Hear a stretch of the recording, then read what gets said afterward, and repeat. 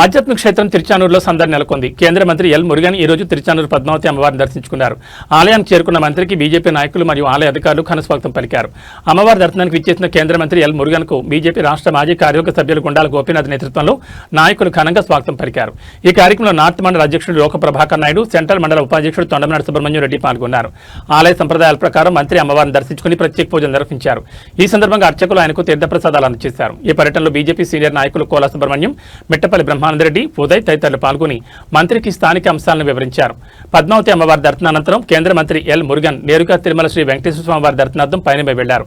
అమ్మవారి కృపా కటాక్షాలు దేశ ప్రజలపై ఉండాలని కోరుకున్నట్లు పార్టీ వర్గాలు వెల్లడించాయి. కేంద్ర మంత్రి పర్యటన నేపథ్యంలో తిరుచానూరు పరిసర ప్రాంతాల్లో భద్రతను కట్టుదిట్టం చేశారు. కేంద్ర మంత్రి పర్యటనతో అటు ఆధ్యాత్మికంగా ఇటు రాజకీయంగా తిరుచానూరులో సందడి వాతావరణం కనిపించింది.